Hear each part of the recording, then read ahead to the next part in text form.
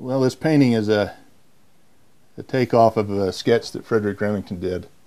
And I've always been fascinated with the old cowboys and Western marshals, and I've always sketched and drawn, learning to paint a little bit better. So it's just a fun hobby that I have. Over here I've got a photograph of my brothers and I that was taken about 35 years ago. We just happened to be out shooting and decided to line up for a photograph, and when it was developed it looked like we were the Wild Bunch.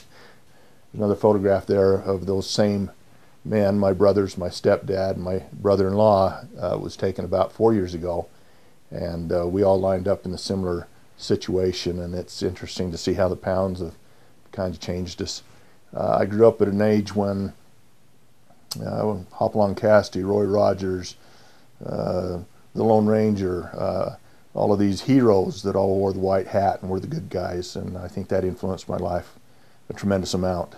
I don't know where I first gained a love, I guess, of firearms and an appreciation for them. This Purple Heart is one of two that my dad received fighting in World War II in Okinawa, and that's my dad's sharpshooter patch that he received in the Army in training. Deer hunting was a highlight in my life. Getting together with a family around a campfire, the stories that we tell, just the camaraderie, all appreciated firearms. We'd all show off our latest acquisitions. We all took pride in what we had, and being able to put food on the table, actually. It's interesting that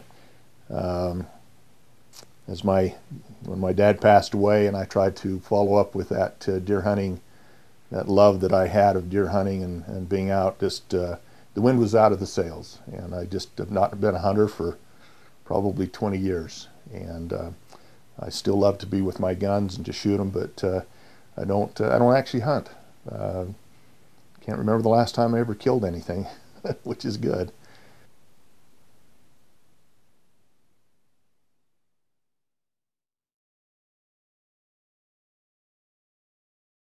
We're on the good guy team, I like to think. We are law-abiding citizens, and we have our offensive side of things, be it the military, be it our police force, be it our highway patrol, border patrol, whatever, who will aggressively attack or go on the offense to stop crime.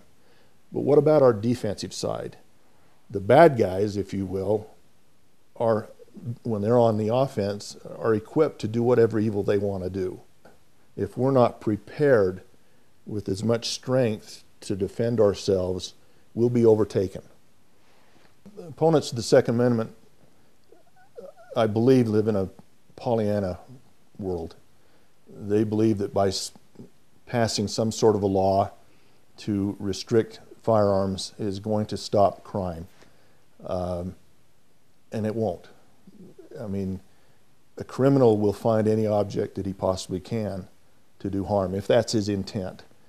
You know, it's not what's in your hand that matters, be it offense or defense. It's what's between your ears that makes all the difference in the world. If you have a mindset that a person's life is worthless, they'll take that life. They'll take whatever they want.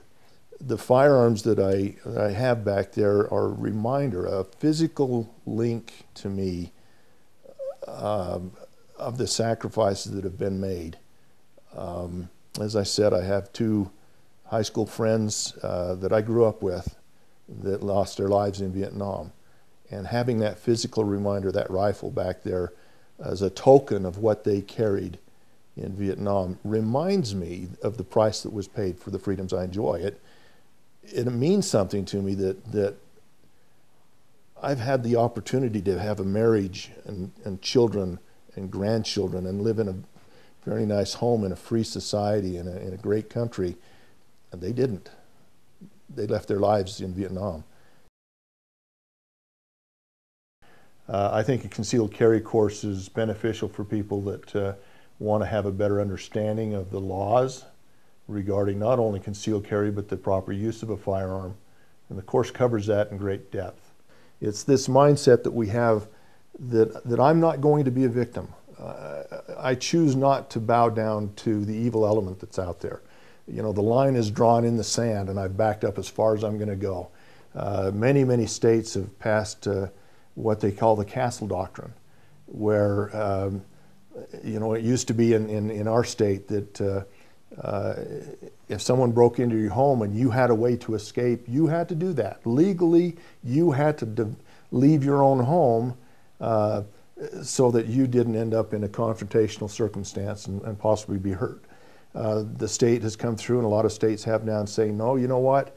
If you are legally in that location, be it your home or your car, a public park, and you have a legal right to be there, you don't have an obligation to leave if a bad element comes in, certainly not in your own home or your vehicle.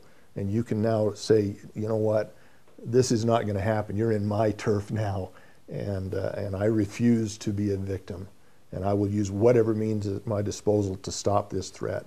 Responsibility for our safety and the accountability for those actions we take to protect ourselves is ours and ours alone. We cannot expect the government, as great as it is, to protect us, to provide for us from cradle to grave. It just is not possible to do that. We don't have armed police officers in our homes. If we call for their help, they're still minutes away from being able to address a problem that might be a matter of life and death within seconds. With freedom, the freedom to bear arms and defend my life comes accountability. And this is where I believe laws are good with regard to firearms. If I use a firearm irresponsibly, try to use it to intimidate someone at the workplace, that's irresponsible. And certainly laws exist and should exist to hold me or anyone else accountable for their irresponsible actions. I think that's a good thing. The freedom to own a gun and to be responsible for my life and the protection of my life and to defend my wife and my kids, my grandkids, something I will not give up, regardless of what laws are passed. It's something that's a God-given right, and I don't believe any man has a right, any government has a right to deprive me of something God gave me. And I don't believe that everybody agrees with that philosophy. Certainly there are people that don't, and I respect that. I wouldn't want to force my belief system on them, and I certainly don't want them to force their belief system on me. Let them be protected with a firearm or not, whatever their decision is.